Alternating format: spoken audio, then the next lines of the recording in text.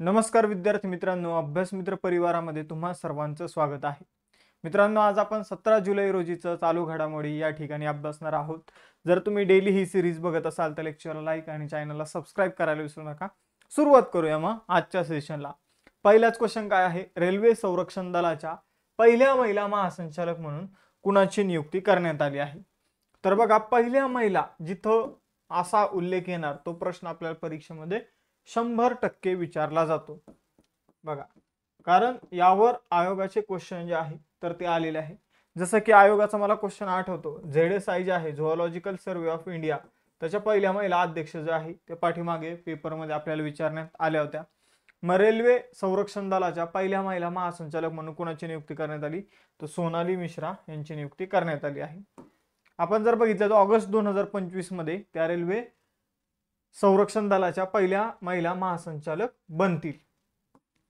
लक्षात ठेवायचे, सध्या बनलेल्या नाहीये, ऑगस्ट मध्ये त्यांची नियुक्ती होणार आहे.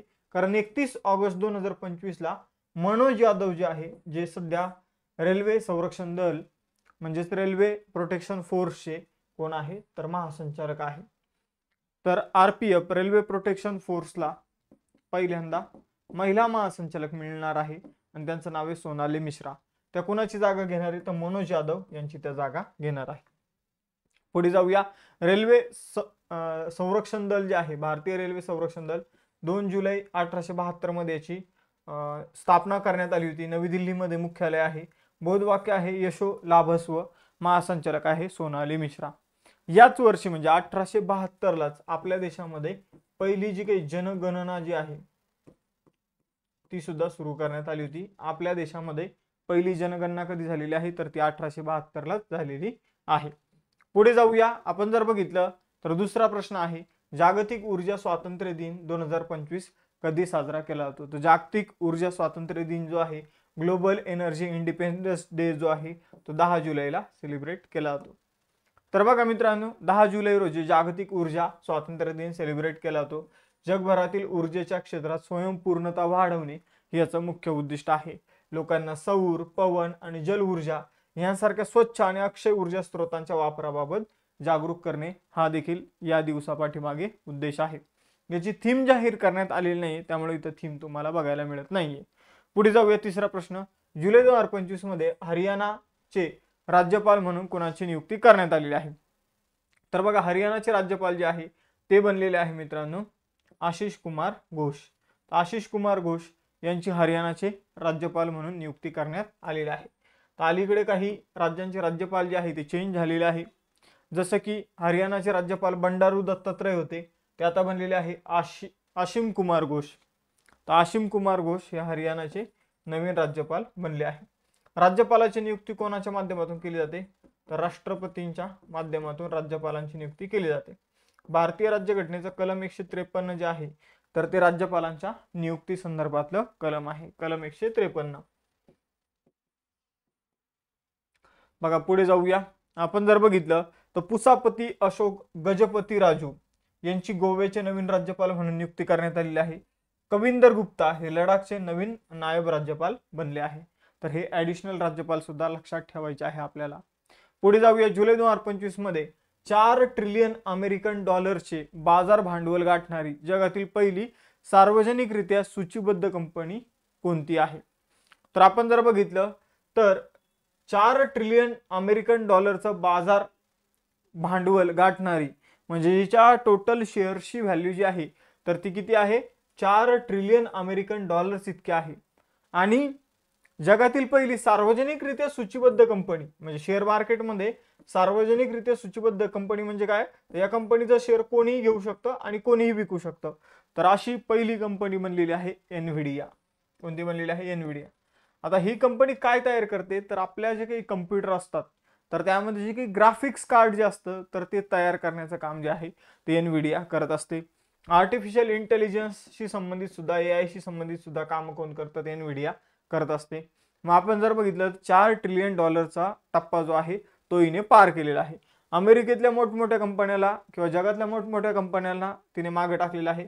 एनव्हिडिया फर्स्ट स्पॉटवर आहे बाजारभावानुसार. आपण जर बघितलं एकूण भांडवलाच्या बाबतीत मायक्रोसॉफ्ट दुसऱ्या स्थानावर आहे 3.75 ट्रिलियन. एवढं मायक्रोसॉफ्टचं बाजार भांडवल आहे. ऍपल जी आहे ती तिसऱ्या क्रमांकावर आहे 3.17 ट्रिलियन डॉलरसह. आपण जर बघितलं तर 4 ट्रिलियन डॉलर हा टप्पा गाठणारी एनव्हिडिया पहिलीच कंपनी आहे. एनव्हिडियाने आपण जर बघितलं तर कम्प्युटिंग क्षेत्रामध्ये आणि आर्टिफिशियल इंटेलिजन्स क्षेत्रामध्ये मजबूत पकड एनव्हिडियाची आहे आणि दिवसेंदिवस याच गोष्टींची मागणी वाढत आहे, म्हणून एनव्हिडियाचे शेअर्स जे आहे तर ते एकदमच बूस्ट झाले आहे. पुढे जाऊया 5वा क्वेश्चन. जुलै 2025 मध्ये कोणत्या राज्य सरकारने मानव हत्ती संघर्ष नियंत्रित करण्यासाठी गजमित्र योजना मंजूर केली आहे? तर आसाम सरकारने गजमित्र योजना मंजूर केली आहे. यामध्ये काय केलं जाणार आहे तर प्रत्येक गावातील काही व्यक्तींना ट्रेन केलं जाणार आहे ॲज अ गजमित्र म्हणून त्यांना हत्तींना कसं हँडल करायचं किंवा हत्तींचे जे काही आपण म्हणे रिॲक्शन असतो त्याचा नेमका अर्थ काय आहे, तर याबाबत त्यांना ट्रेन केलं जाणार आहे. आणि गजमित्राचं काम आहे की हत्तींना लोकांपासून दूर ठेवणं आणि त्याचबरोबर लोकांना हत्तींपासून सावध करणं हे गजमित्राचं काम असणार आहे. तर गजमित्र योजना आसाम सरकारने सुरू केलेली आहे. ही योजना मानव आणि हत्ती यांचा संघर्ष नियंत्रित करण्यासाठी सुरू करण्यात आलेली आहे. फॉर एक्झाम्पल व्यक्तींची शेतं असतात, हत्ती ते शेतामध्ये येतात, ते शेताचं नुकसान होतं, मग लोक त्यांना मारतात. तर आपण जर बघितलं तर हा संघर्ष मिटवण्यासाठी किंवा हा संघर्ष दूर करण्यासाठी गजमित्र योजना सुरू झाली. मग आपण जर बघितलं तर जे माहूत असणारे म्हणजे हत्तींना ट्रेन करणारे किंवा हत्तींना समजून घेणारे जे असतात त्यांना आपण म्हणतो माहूत. तर माहूत म्हणून काही लोकांना ट्रेन केलं जाईल गजमित्र म्हणून आणि मग त्या हत्तींना त्या एरियात येऊ देणार नाही, त्यांना दुसरीकडे पाठवण्याचं काम करतील. आपण जर बघितलं तर आसामची राजधानी काय आहे? दिसपूर आहे. 26 जानेवारी 1950 मध्ये स्थापना झालेली आहे. हेमंत बिस्वा शर्मा मुख्यमंत्री आहे तर लक्ष्मण प्रसाद आचार्य राज्यपाल आहे. बघा 6वा मोस्ट इम्पॉर्टंट क्वेश्चन आहे. जागतिक पर्यटन अर्थव्यवस्था 2024-25च्या यादीनुसार भारताचे स्थान काय आहे? तर बघा जागतिक पर्यटन अर्थव्यवस्था 2024-25 नुसार अमेरिका पहिल्या स्थानावर आहे, चायना सेकंड स्पॉटवर आहे आणि जर्मनी थर्ड स्पॉटवर आहे. मग आपण कितव्या स्थानावर आहे? आपण आहोत 8व्या स्थानावर. कितव्या स्थानावर? 8 आपली पोझिशन आहे. भारताला पर्यटनाच्या माध्यमातून किती पैसे मिळतात? तर भारताला पर्यटनाच्या माध्यमातून 231.6 बिलियन डॉलर जे आहे तर ते आपल्याला पर्यटनाच्या माध्यमातून मिळतात. यालाच काय म्हटलं तर पर्यटन अर्थव्यवस्था. आणि मग या पैशानुसार आपण जे आहे तर ते 8व्या स्थानावर आहोत. अमेरिकेला पर्यटनाच्या माध्यमातून 2.4 ट्रिलियन डॉलर्स मिळतात, चायनाला 1.3 ट्रिलियन डॉलर्स मिळतात. तर आपल्याला किती मिळतात तर 232 बिलियन डॉलर्स आपल्याला मिळतात. मग आपण जर बघितलं तर जेव्हा 1000 बिलियन्स होतात तेव्हा त्याला 1 ट्रिलियन म्हणून कन्सिडर केलं जातं. मग आपल्या समोर मेक्सिको आहे, फ्रान्स आहे, UK आहे, जपान आहे.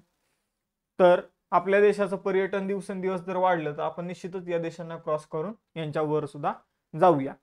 बघा मित्रांनो, आपण जर बघितलं तर हा जो काही निर्देशांक आहे हा अहवाल आहे, हा जागतिक प्रवास आणि पर्यटन परिषद जे आहे, world travel and tourism corporation जे आहे तर त्यांच्या माध्यमातून हा अहवाल जो आहे तो प्रकाशित करण्यात आलेला आहे. यांना ऑक्सफर्ड इकॉनॉमिक्सची मदत झालेली आहे. तर अशा प्रकारे हा मोस्ट इम्पॉर्टंट क्वेश्चन आहे आपल्यासाठी, लक्षात ठेवायची इन्फॉर्मेशन. लेक्चरमध्ये पुढे जाण्या अगोदर राज्यसेवा आणि कंबाईनसाठी आपण फाउंडेशन बॅच सुरू केले आहे. या दोन्ही परीक्षेमध्ये प्रिलिम्समध्ये 70+ मार्क आणि मेन्समध्ये जास्तीत जास्त मार्क हे आपलं टार्गेट असणार आहे. आणि एवढे मार्क तर या बॅचच्या लेक्चरमधून येणारच आहे. कारण आपण जर बघितलं तर या बॅचेसमध्ये तुम्हाला प्रिलिम, मेन्स, इंटरव्ह्यूचं गायडन्स दिले जाणार आहे. प्लस तुम्हाला 6-7 कोर्सेस राज्यसेवेच्या बॅचमध्ये असतील आणि 6 कोर्सेस तुम्हाला कंबाईनच्या बॅचेसमध्ये उपलब्ध करून दिले जाणार आहे. मग ते 7 कोर्सेस कोणते असणार आहे तर इथं 21,000 PYQ ची बॅच, त्यानंतर मराठी व्याकरणाच्या PYQ ची बॅच, झाले 2 PYQ च्या बॅचेस, त्यानंतर NCERT batch, state board batch, notes pack, test series. इथं NCERT बॅच वगळता बाकी सगळ्या ज्या काही बॅचेस आहे त्या तुम्हाला मिळणार आहे. त्याचबरोबर करंट अफेअर्सची जी काही आपण बॅच सुरू केली आहे ती सुद्धा तुम्हाला मिळणार आहे. तर करंट अफेअर्सची आपली सेपरेट बॅच देखील सुरू झालेली आहे आपल्या ॲप्लिकेशनवर, तुम्ही जॉईन करू शकता. बघा, विजेता बॅच 1 कंबाईन पूर्व परीक्षेसाठी आहे, विजयश्री बॅच 2 राज्यसेवा पूर्व परीक्षेसाठी आहे आणि यशोदय बॅच जी आहे मित्रांनो तर ती आपल्या ग्रुप सीच्या मेन्ससाठीची बॅच आहे. पुढे जाऊया. 70+ प्रश्न बरोबर आणणं हे आपलं टार्गेट आहे 21,000 PYQ च्या बॅचचं आणि फाउंडेशन बॅचचं. तर ज्यांनी जॉईन केले नसेल त्यांनी त्वरा करा, कारण ॲडमिशन जे आहे तर ते फास्ट फुल होत आहे. या नोट्स तुम्हाला बॅचमध्ये मिळतील, या तुम्ही सेपरेट सुद्धा घेऊ शकता. आपण जर बघितलं ही टेस्ट सिरीज तुम्हाला बॅचमध्ये मिळेल, तुम्ही ही सेपरेट सुद्धा जॉईन करू शकता. यासाठी तुम्हाला आपला अभ्यास मित्राचं ॲप्लिकेशन डाउनलोड करायचं आहे. ॲप्लिकेशन डाउनलोड केल्यानंतर तिथून तुम्हाला बॅच सिलेक्ट करायची आहे. तुम्हाला कुपन कोड देतो डिस्काउंटसाठी. तर बॅचवर तुम्ही क्लिक केलं की एकदम खाली एकदम एंडला या स्क्रोल करत, आणि तिथे खाली ऑप्शन असेल have a coupon code apply here. जसं तुम्ही त्यावर क्लिक करणार तिथे तुम्ही CJ लाईव्ह नावाचं कुपन कोड टाका आणि अप्लाय करा. फीमध्ये डिस्काउंट झालेलं तुम्हाला दिसेल. पेमेंट करा आणि क्वालिटी एज्युकेशनचा अनुभव घ्या. पुढे जाऊया. 7वा प्रश्न. जुलै 2025 मध्ये क्रूज इंडिया मिशन मध्ये अधिकृतपणे सामील होणारे पहिले भारतीय राज्य कोणते बनले आहे?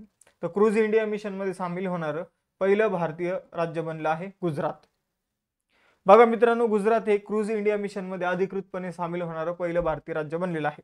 या क्रूज इंडिया मिशनचा उद्दिष्ट काय आहे?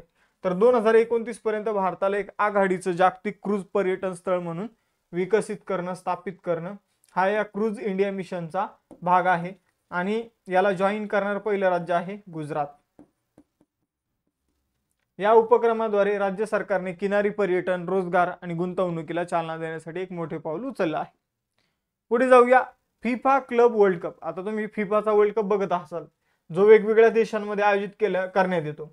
मग फिफाने यावर्षी फर्स्ट टाइमच क्लब वर्ल्ड कप सुरू केला आहे. जसं की आपण क्रिकेटमध्ये क्लब बघतो, जसं की IPL मध्ये Mumbai Indians, Chennai super king, royal challenger Bangalore, Kolkata night riders, Gujarat Titans असे जे काही आपल्याला क्लब बघायला मिळतात, क्रिकेटच्या टीम आपण त्यांना म्हणतो, तसं फुटबॉलचे क्लब असतात.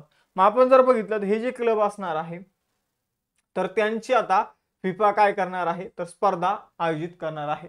तर फिफाचा पहिला क्लब वर्ल्ड कप फर्स्टच आहे हा. आपण जर बघितलं तर फिफाचा पहिला क्लब वर्ल्ड कप जो आहे तर तो कोणी जिंकलेला आहे, कोणत्या संघाने जिंकला तर तो चेल्सा FC ने जिंकला. चेल्सा फुटबॉल क्लबने जिंकलेला आहे आणि त्यांनी पॅरिस सेंट जर्मन PSG चा त्यांनी पराभव केलेला आहे. PSG ला त्यांनी 3-0 ने हरवलेलं आहे. अमेरिकेमध्ये न्यू जर्सी या ठिकाणी मेट लाईफ स्टेडियमवर याचं आयोजन करण्यात आलं होतं फिफाच्या क्लब वर्ल्ड कपचं. पुढे जाऊया. 9वा प्रश्न. पहिले जागतिक हस्तलिखित वारसा परिषद 2025 कुठे आयोजित करण्यात आली? तर ही पण पहिली आपण जर बघितलं जागतिक हस्तलिखित वारसा परिषद जी आहे तर ती आयोजित करण्यात आलेली आहे. काय आहे नेमकं हे आपण बघूया. नवी दिल्लीमध्येच आयोजन झालं. आता बघा, जे काही जुने लेख आहे तर त्या जुन्या लेखांचं डिजिटलायझेशन करणं, त्यांना संकलित करणं, यासाठी जागतिक हस्तलिखित वारसा परिषद जी आहे तर ती नवी दिल्ली या ठिकाणी आयोजित करण्यात आलेली आहे पहिलीच. तर सांस्कृतिक मंत्रालय जे आहे त्यांनी आयोजित केलेली ही परिषद होती जागतिक हस्तलिखित वारसा परिषद. जुलै 2025 मध्ये नवी दिल्लीमध्ये आयोजित करण्यात आली. तर जगभरातील जे काही प्राचीन दस्तऐवज आहे, जे काही हस्तलेख आहे तर यांचं जतन, डिजिटलायझेशन, अभ्यास करण्यासाठी आणि त्याला प्रोत्साहन देण्यासाठी ही परिषद जी आहे ती आयोजित करण्यात आली होती. या परिषदेमध्ये विविध देशाचे विद्वान, संग्रहालय तज्ज्ञ, संरक्षक सहभागी झाले होते. पुढे जाऊया. 10वा प्रश्न. जुलै 2025च्या फिफा क्रमवारीत भारतीय फुटबॉल संघाचे स्थान काय आहे? तर जुलै 2025च्या फिफा क्रमवारीत भारतीय फुटबॉल संघाचं स्थान जे आहे तर ते 133वे आहे. भारताचं स्थान जे आहे ते 6 अंकांनी घसरलेलं आहे. भारत 127व्या क्रमांकावर होता फुटबॉल टीमच्या यादीमध्ये, पण आता तो 133व्या क्रमांकावर गेलेला आहे. 2016 नंतरचे सर्वात वाईट स्थान जे आहे ते भारतीय फुटबॉल संघाचं आहे. बघा, पहिल्या क्रमांकावर अर्जेंटिना आहे, ज्याने मागचा फिफा वर्ल्ड कप जिंकला होता. दुसऱ्या क्रमांकावर फ्रान्स आहे आणि तिसऱ्या क्रमांकावर ब्राझील आहे. पुढे जाऊया. 11वा प्रश्न. जुलै 2025 मध्ये आदिवासी व्यवहार मंत्रालयाने कोणाच्या भागीदारीत तालाश कार्यक्रम सुरू केला आहे? तर तालाश नावाचा कार्यक्रम जो आहे आदिवासी व्यवहार मंत्रालय आणि युनिसेफ या दोन संस्थांनी मिळून तालाश नावाचा कार्यक्रम सुरू केला आहे. तर युनिसेफ जी आहे तर ही युनायटेड नेशनची एक संस्था आहे. तर आपण जर बघितलं ती बालकांविषयी काम करत असते. कोणाविषयी? बालक जे असतात, लहान मुलं जे असतात त्यांच्याविषयी काम करणारी संस्था आहे. तर तालाश उपक्रमाचा फुल फॉर्म आहे tribal aptitude life skill and self E-stem hub. तर असा याचा फुल फॉर्म आहे. बघा मित्रांनो, या कार्यक्रमाअंतर्गत केंद्रीय आदिवासी व्यवहार मंत्रालय आणि युनिसेफ मिळून काय करणार आहे तर देशभरातील एकलव्य मॉडेल निवासी शाळा जी आहे त्या आदिवासी बांधवांच्या मुलांसाठी आहे. या शाळेमध्ये 1.38 लाख आदिवासी विद्यार्थी जे आहे तर ते शिक्षण घेत आहे. त्यांचा विकास करणं हे या तालाश उपक्रमाचं उद्दिष्ट आहे.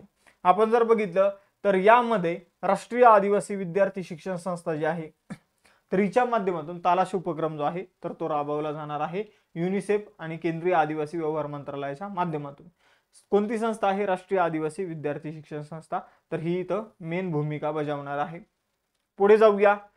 केंद्रीय राज्यमंत्री पंकज चौधरी यांनी व्यापार सुविधा परिषद 2025 उद्घाटन कुठे केलं? तर 12वा प्रश्न आहे. केंद्रीय राज्यमंत्री पंकज चौधरी यांनी व्यापार सुविधा परिषदेचं उद्घाटन नवी दिल्लीमध्ये केलेलं आहे.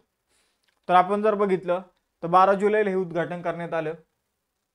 ही परिषद केंद्रीय महसूल नियंत्रण प्रयोगशाळा, केंद्रीय अप्रत्यक्ष कर, सीमा शुल्क मंडळ यांच्या मार्फत आयोजित करण्यात आली होती. परिषद नाव लक्षात ठेवा, व्यापार सुविधा परिषद.